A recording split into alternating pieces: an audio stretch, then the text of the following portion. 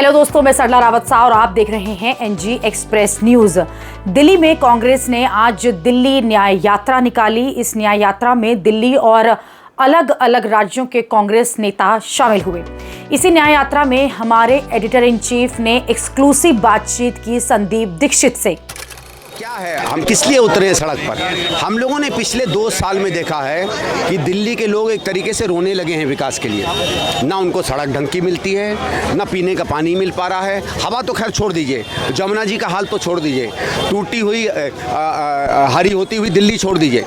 जो मूल चीज़ें मानी जाती थी उसमें 1 इंच भी काम नहीं हुआ, बल्कि लोग तो सामान्य ये कहते हैं कि ये मरम्मत भी नहीं करवा पाते उन चीज़ों की जो शीला जी छोड़ के गई हैं। तो इस हालत में हमारा एक कर्तव्य बनता है, एक नागरिक के रूप में, कांग्रेसी के रूप में, कि लोगों के बीच में, इस बिगड़ती हुई बर्बाद हुई दिल्ली के लोगों के बीच में जाकर खड़े हों, उनको साथ खड़े और उनको आश्वासन दें कि अभी भी एक ऐसी पार्टी है, उसमें अभी भी एक ऐसा नेतृत्व है जो वापस वो दिल्ली ला सकता है, जिसकी तरह आप आज देख रहे हैं। सर, इंफ्रास्ट्रक्चर पे काम शीला दीक्षित ने किया था, आपकी माता जी।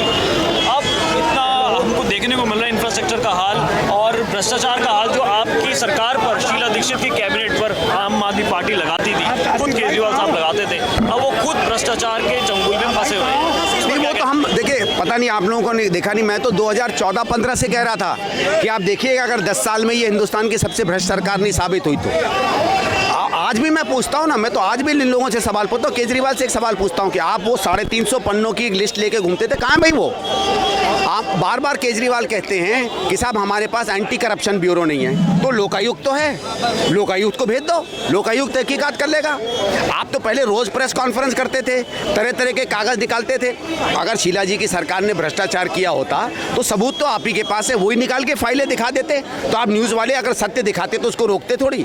ये तो नीरा झूठ उस समय भी बोलते थे और नीरा झूठ आज भी बोलते हैं। सर, 2024 के लोकसभा चुनाव में हमने देखा कि कैसे गठबंधन हुआ और गठबंधन को पूरी तरह हार मिली। क्या आप यहाँ पर गठबंधन होगा आम आदमी पार्टी? नहीं, देखिए, जहाँ तक हम जैसे लोगों की बात है और हम लोगों की बात सुनी जाएगी तो गठबंधन बिल्कुल नहीं होना चाहिए। मुझे लगता नहीं होगा, क्योंकि हम कैसे उसके हाथ में दिल्ली में उसके साथ खड़े हो जाएं जिसने दिल्ली को आज पूरे की पूरी दिल्ली को एक कूड़ादान बना दिया है। ये दिल्ली एक तरीके से उदाहरण बन गया था इस पूरे देश में अच्छे शहर का। मुझे याद है, मैं बम्बई जाता था तो कई बार बम्बई में लोग कहते थे कि आप दिल्ली की सीएम को मुंबई भेज दो कुछ दिनों के लिए, यहाँ ठीक हो जाएगा मामला। तो उस शहर को जिसने आज कूड़ादान बना दिया है, हम उस व्यक्ति के साथ कैसे खड़े हो सकते हैं? आखिरी क्वेश्चन, बटोगे तो कटोगे का नारा दे रही है यूपी सरकार भी, मोदी जी भी, उस पर क्या कहना चाहेंगे सर? उनको पता है 80 और 20 का खेल है। देखिए, पहली चीज़ तो आपने कहा कि बटोगे तो कटोगे, सही बात है, लेकिन कौन बटेगा?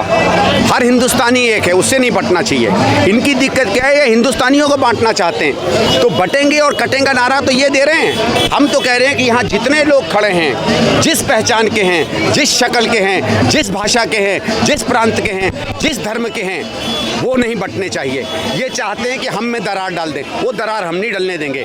तुम जिस बटोगे कटोगे बात कर रहे हो वो हम नहीं होने देंगे। बहुत धन्यवाद सर। पूर्व मुख्यमंत्री शीला दीक्षित के बेटे संदीप दीक्षित जी हमारे साथ हैं, उन्होंने बात कही। आइए हम और नेताओं से बात करते हैं।